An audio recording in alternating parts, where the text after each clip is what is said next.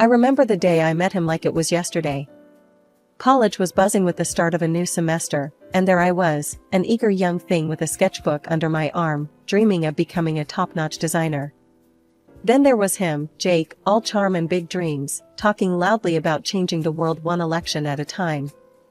We clicked instantly, two ambitious souls, not a care in the world except our future. "Hey, you're in my intro to design class, right?" he had asked me, his grin wide as he caught up to me on the campus walkway. "Yeah, that's me," trying to make sense of it all, I shot back, a playful edge to my voice. "Jake, and I get it. But hey, if you ever need a study buddy or someone to run ideas by, I'm your guy."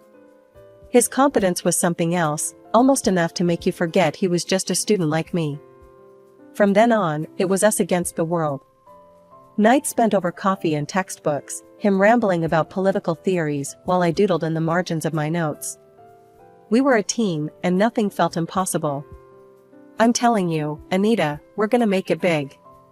You'll be designing national galleries, and I'll be right there, maybe as governor, making sure the arts get the funding they deserve," he'd declare on those long nights, his eyes shining with a mixture of ambition and naivety. "And what about kids? White picket fence?" I'd tease, watching his face. He'd wave a dismissive hand. "Nah, not for us. We've got bigger plans. Who needs a fence when you can have the whole city?" It was all very romantic, in a youthful, dream big kind of way. We married before graduation, a small ceremony with just a few friends and family. It felt right, like we were setting off on an adventure together, not just tying the knot. As newlyweds, we were unstoppable. Jake quickly moved up from an assistant to the governor's aide to the head of the Department of Parks and Recreation. It seemed every month brought a new accolade or a step up the career ladder for him. He was a natural, shaking hands and kissing babies, always in the spotlight. At home, it was different. "How was your day?" became our routine conversation starter. "Busy as hell. Meetings back to back." "What about you, babe? How's the design world treating you?" I'd shrug, keeping it light. "Oh, just another day of picking colors and convincing clients I know best." He'd laugh, but his eyes were often distant, mine still at work. I didn't mind, I understood. We were both hustling, after all.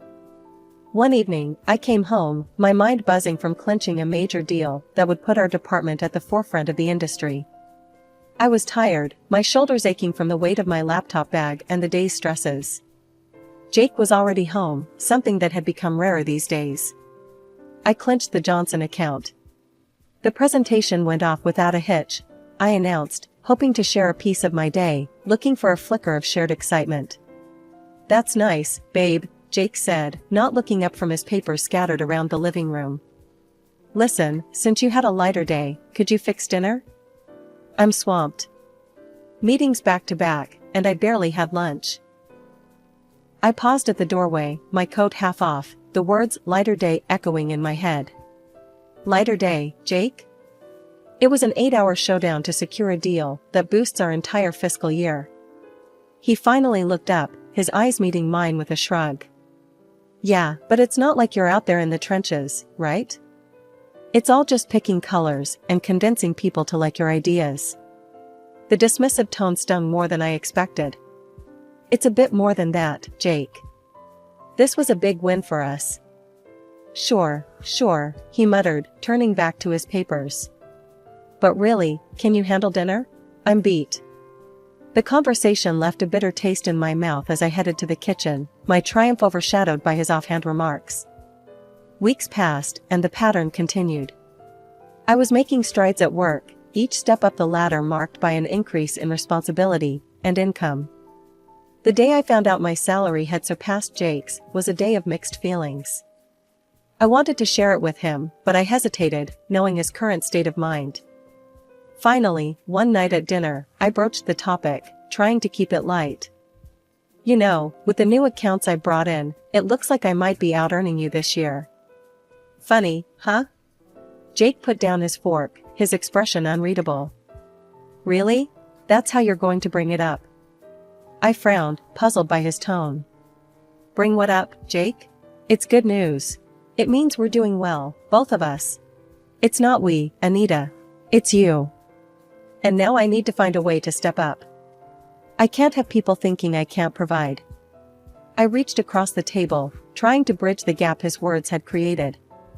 Jake, it's not a competition. It's our money, for our future. He pulled his hand back, shaking his head. It's not that simple. You don't get it. This is important to me. His words felt like a slap, dismissing not just my efforts, but our partnership. I thought we were in this together, Jake. When did it become just about you? Since I started being the one left behind, he shot back, his voice rising. You're there with your fancy deals and now out-earning me? What does that make me? It makes you my husband, I said, my voice soft but firm. Not my competitor. Jake scoffed, standing up abruptly. I need to think about this. Maybe look into other options, something that pays better. I watched him go, feeling the chasm widen. It wasn't just about money or success. It was about respect, understanding, and support, things that were becoming rarer in our conversations. That night, I lay in bed, turning over the day's conversation. It felt like we were worlds apart, living under the same roof, but walking different paths. I knew something had to give, but at that moment, I wasn't sure what or how. What I did know was that I couldn't let his insecurities dictate my success or our happiness. But fixing that was a puzzle I hadn't figured out yet. 15 years into our marriage, our life was a testament to outward success, a beautiful house, shiny cars, properties here and there, and bank accounts that would make anyone envious. But not everything that glitters is gold, and for Jake, it seemed the sheen was definitely starting to tarnish. He had been with the Natural Resources Agency for a good while, but his career was like a car stuck in mud, spinning its wheels but going nowhere. I'd listened to him rant after another long, liquor-tinged evening. It's all rigged, Anita. The jobs I deserve are going to guys who can't tell a policy from a pancake. It's all about who you know, or who you, well, you know. He'd grumble, tipping back another drink. I tried to offer solutions, not just a sympathetic ear. Have you thought about seeing someone? A therapist could help, I suggested one night as I cleared the dinner dishes, his glass needing a refill. Jake slammed his fist down on the table, making the cutlery jump. I don't need a shrink, Anita. The problem isn't in my head. It's in the corruption and cronyism I have to deal with every day. But maybe talking to someone could help you cope better, or even strategize how to get around those obstacles. I persisted, feeling the weight of his frustration as my own. Just drop it, will you? I know my job. What I need is for the system to change, not my mindset. His anger was a wall I couldn't penetrate, no matter how I tried. So, I focused on what I could control, my own career. I was making waves, leading my team in international exhibitions, my designs becoming the face of major contracts. My opinion mattered at work, I was respected, and it felt damn good. But as I flourished, Jake recoiled even more. He stopped accompanying me to any work events, especially the big, glitzy ones where my achievements were front and center. Why don't you come to the gala tomorrow night? I asked him one evening, trying to keep my tone light. It would mean a lot to me. Plus, the CEO will be there, you could make some connections. Jake looked up from his laptop, his face set in a stubborn line. And what? Stand around while everyone congratulates you? I'm pretty sure they just see me as Mr. Anita these days. That's not true, I countered, feeling a pang in my heart. You're my husband, Jake. You're your own person, and they respect that. He scoffed, closing his laptop with a snap. Right, Anita. To them, I'm just the guy who carries your purse. No thanks. I've got better things to do. It hurt more than I wanted to admit. I was proud of what I'd achieved, but I wanted my partner by my side, sharing in the success, not resenting it. The next day, as I put on my evening dress, looking in the mirror, I felt a mix of excitement and sadness. My reflection showed a woman who had everything she'd ever wanted professionally, but personally, there was a gaping hole where her husband's support should be. I went alone, as I had started to do more often. The gala was a blur of congratulations, handshakes, and bright smiles. I accepted the accolades and spoke about my latest designs, but each time I saw a couple together, laughing or sharing a quiet moment, my heart ached. Returning home, I found Jake on the couch, a bottle in hand, not even pretending to have waited up. The clock was ticking past 9 p.m. as I rushed out of the conference room, my phone dead from the day's back-to-back meetings. My mind was racing with the discussions we'd had, but a nagging thought about Jake waiting at home made my heart race faster. We hadn't spoken since the morning, and I knew he'd be wondering where I was. I drove home as quickly as I could, rehearsing an apology in my mind. But when I walked through the front door, the cold look in Jake's eyes told me no apology would suffice tonight. "You're late," he stated flatly, his voice edged with accusation as he sat in the dimly lit living room. "I'm sorry, Jake. The meeting ran over, and my phone died. I didn't get a chance to call." I dropped my keys in the bowl by the door, my voice weary. "Meeting, huh? Or should I say your little party with the bosses?" His words were sharp, his eyes narrowing. I was taken aback. "What are you talking about? It was just a regular business meeting, Jake." "Sure it was. I bet it's all those late nights with them that got you where you are. Not your talent, just playing up to the bosses." His voice was bitter, and he took a swig from the bottle next to him. My cheeks flushed with anger and disbelief. "You think I got my promotions by, what? Sleeping around? How can you even say that?" He laughed, a harsh sound that filled the room. "Oh, come on, Anita. It's obvious. Why else would they promote you, a woman, over others?" The accusation stung, and I felt a mix of hurt and fury. I earned my position with hard work and talent. It's disgusting that you'd think so low of me. Jake stood up abruptly, his body swaying slightly. "You're never here. Always working, leaving me alone. And we don't even have kids, because you're too busy with your career." His words were like slaps, each one hitting hard. "I can't believe you're blaming me for no kids. We agreed on this, Jake. And my career is not an excuse for your unhappiness or failures." He stepped closer, his voice rising. "My failures? No, Anita, they're because I married someone who cares more about her job than her husband. You've ruined everything." I tried to keep my voice calm. "Jake, this isn't us. We're both upset. Maybe we should talk about this in the morning when you're sober." "No, I'm done. I need to be alone." He grabbed his keys and headed toward the door. "Jake, wait." But he was already gone, the door slamming behind him. I tried calling him several times, but it went straight to voicemail. Alone in the house, I wandered from room to room, each one echoing with the ghost of earlier, happier times. I couldn't sleep, the couch cold and unwelcoming, his accusations replaying in my mind. The morning after Jake stormed out, I dragged myself to work. My eyes were red from a sleepless night, my mind swirling with the harsh words and the slam of the door echoing in my ears. I was on autopilot, nodding and smiling where needed, but inside, I felt like I was crumbling.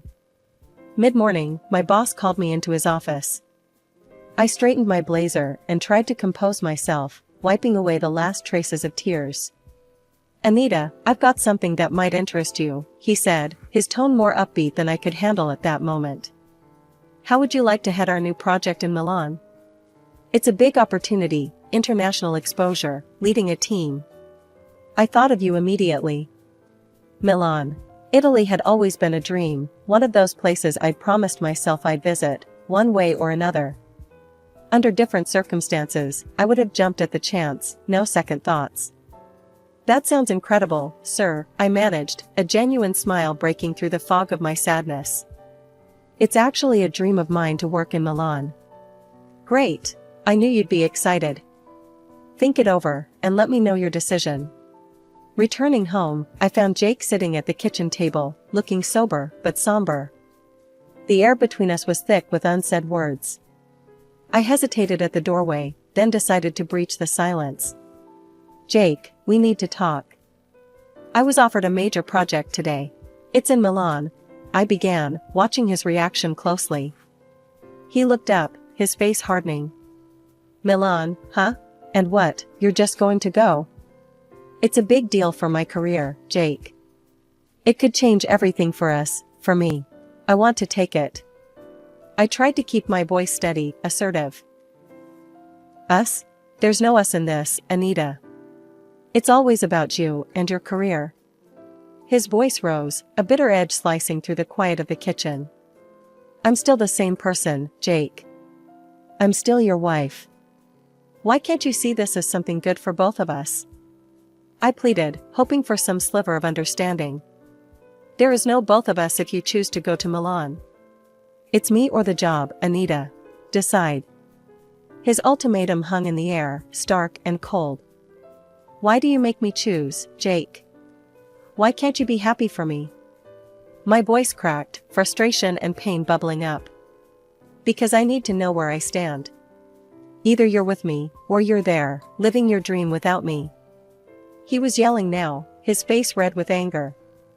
I took a deep breath, my mind made up, heart aching. I choose Milan. I have to do this, Jake, not just for my career, but for myself. Jake stood abruptly, his chair scraping against the tile floor. He stormed to our bedroom and came back with a stack of papers, divorce papers. Slamming them down on the table, he met my eyes with a cold finality. Then this is it, Anita. If you go, we're done. I stared at the papers, then at him, my heart sinking. But something inside me hardened. I couldn't give up on my dreams, not even for him. The next week was a blur. I signed the papers, packed my bags, and before I knew it, I was on a plane to Milan. The city was beautiful, a picturesque postcard at every turn. I was often on TV, discussing the project, my face a mask of professionalism, hiding the turmoil inside. Despite the excitement, my thoughts drifted back to Jake, to the possibility of fixing things. But each time I picked up my phone to call, I remembered his ultimatum, and my resolve strengthened. Stepping back into the house after 2 weeks in Milan felt surreal. But there he was, Jake, sitting on the sofa as if the past month had been just a minor hiccup. Anita, you're back. Come here, he said, rising from the couch with open arms, a forced smile plastered across his face. I approached, but kept my distance, the memories of his ultimatums and threats too fresh to allow any closer. Jake, we can't just pretend nothing happened. You gave me an ultimatum, remember? Me or the job? He waved a dismissive hand, his voice light. Oh, that. I was just stressed, you know? But I've had time to think, and I'm willing to start over. I'm ready to forgive you, as long as you agree to make some changes. My eyebrows shot up. Forgive me? For what, exactly? For following my career? And what changes are you talking about? Jake's expression hardened slightly. You know, Anita, quit your job, focus on us. If you'd just listen and do as I say, we could go back to how things were. It hit me then, the sheer absurdity and manipulation in his words. I felt a mix of anger and relief, anger at his audacity, and relief that I was finally seeing the manipulation for what it was. You can't be serious, Jake. You're asking me to give up everything I've worked for. You know I can't do that. He laughed, a tight, cold sound. It was worth a shot. But I thought you'd see sense. Guess I was wrong. I reached into my bag, pulling out the divorce papers, the ones he had thrown at me before I left. I signed these, Jake. I thought you were serious about the divorce. Seems I was right. His smile faltered, and he snatched the papers from my hand. This was just a joke, Anita. Can't you take a joke? A joke? I stared at him, incredulous. Threatening divorce was a joke? You're unbelievable. Jake's face turned red, his voice rising. You're making a huge mistake, Anita. You'll regret this. I won't let you just walk away and ruin everything. I'm not ruining anything. I'm saving myself, I said firmly. You've made it clear where I stand with you. It's time for me to move on. He stood, towering over me, his voice venomous. Fine. But you're not taking anything from here. This is my house, my things. You leave with nothing. I'll make sure everyone knows how you got to the top. I'll destroy you. Try it, and it'll backfire, I said calmly, though my heart was pounding. I've done nothing wrong. My conscience is clear. I went to our bedroom, packed a suitcase with essentials, some clothes, my design portfolios, personal documents. The rest didn't matter. I could replace things, but I couldn't replace peace of mind or self-respect. The morning after leaving the house, I made my way to my lawyer's office, my mind a whirlwind of emotions and plans. Walking into Mr. Carter's office, I found him looking over some papers, his glasses perched on the tip of his nose. He looked up, his expression serious. "Anita, good to see you. Please, have a seat. Tell me everything." I took a deep breath and started recounting the recent events, not omitting the harsh words and threats Jake had hurled at me. And then he told me he'd make sure I wouldn't get a penny and would ruin my reputation, I concluded, my voice steadier than I felt. Mr. Carter's brow furrowed as he listened, jotting down notes. "We need to take this seriously, Anita. Have you considered hiring a private investigator? We might find something that could help us in court." A bitter laugh escaped my lips, surprising even me. "I'm ahead of you there, Mr. Carter. I hired one a few months ago, when things started to really go downhill. I didn't trust what was happening behind my back." Reaching into my bag, I pulled out a folder, thick with documents and photos, and handed it to him. "Everything's in here. Turns out, Jake has been more than just verbally abusive." Mr. Carter opened the folder and began to examine the contents meticulously. His expression changed from concerned to outright shocked as he sifted through the photographs and reports. Anita, this is solid evidence. He's been taking bribes for approving certain city projects. And this," he pointed at a photo, "shows him with his assistant at a not-so-professional event." "Yes, and she's been more than just an assistant for quite a while," I added, feeling a mix of vindication and sorrow. Mr. Carter leaned back, pressing his fingers together, looking at me over his glasses. "This changes everything. We not only have a strong case for the divorce on grounds of infidelity, but possibly more. His threats against you and this evidence could sway things significantly in your favor." The days leading up to the trial were tense. Jake's calls became more frequent and desperate. He alternated between begging me to come back and cursing my name. Each voicemail, each missed call, I saved and documented. The proceedings began, and Mr. Carter was relentless. "Your Honor, we have substantial evidence here not only of Mr. Thompson's infidelity, which has devastated my client, but also of his illegal activities related to his position at the Natural Resources Agency." Jake's face went pale as Mr. Carter laid out photo after photo, document after document, all while recounting the threats he'd made against me. When it was finally Jake's turn, he tried to dismiss the claims. "These are all baseless accusations. She's trying to ruin my career because she's jealous." The judge looked over the rim of her glasses, unimpressed. "We have substantial evidence before us, Mr. Thompson. Can you explain these transactions and these photographs?" His voice faltered, his usual charm failing him under the weight of undeniable proof. I was just doing my job. Those photos are out of context." But it was too late. The evidence was overwhelming. After a brief deliberation, the judge spoke, her voice firm and clear. "Given the evidence presented, I am awarding Mrs. Thompson financial compensation for the distress caused by the infidelity and threats. The division of property will be equal." With the past finally behind me, I threw myself into my work with a passion that hadn't felt this raw and real in years. Before I knew it, my dedication paid off. I was offered the position of creative director. It was a dream come true, a position I had eyed for years. I was out celebrating this new chapter at a cozy little bistro downtown with my closest friend, Laura, when my phone buzzed. The screen showed Jake's name, a sight that no longer caused my heart to skip in dread. "Ugh, it's Jake," I muttered, showing Laura the phone. "Are you going to answer it?" she asked, her eyebrow raised in that all too familiar, "Are you serious?" look. Curiosity got the better of me, and I answered. "What do you want, Jake?" "Hey, Anita. I've been thinking. I realized I made a huge mistake. Can we meet? I'd like to talk about maybe starting over. Jake's voice came through the speaker, a mix of desperation and something that sounded feebly like sincerity. I couldn't help it, I burst into laughter. It wasn't a joyful sound, more of a "can you believe this guy" kind of laugh. Start over? Really, Jake? After everything? It's all changed, Anita. I got fired. She took everything, even the job. And now, she won't give back the gifts either. I'm left with nothing. He blurted out, the words tumbling over each other in his haste. I shook my head, still chuckling. So, let me get this straight. You want to start over because she dumped you and took your job? That's rich, Jake. You don't understand. I've changed, Anita. I really have, he pleaded.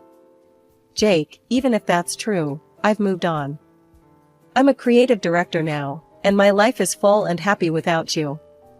There's no place for you in it anymore, I said, the finality in my voice mirroring the resolve in my heart. But Anita. I wish you the best, Jake. Goodbye. I ended the call, blocked his number, and turned off my phone. Laura was looking at me, a proud smile spreading across her face. You really are over him, aren't you? She said, lifting her wine glass in a toast. Completely, I confirmed, clinking her glass with mine. To new beginnings, and to being in charge of my own happiness. The next day, feeling empowered and in need of companionship that asked for nothing but love in return, I decided it was time to expand my little family. I went to the local shelter, where a scruffy terrier mix caught my eye. He was a little older, a bit rough around the edges, much like me.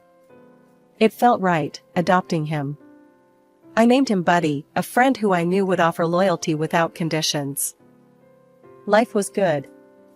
It was real, it was mine, and it was filled with possibilities. I had made it through the storm, and now, I was not just surviving, I was thriving.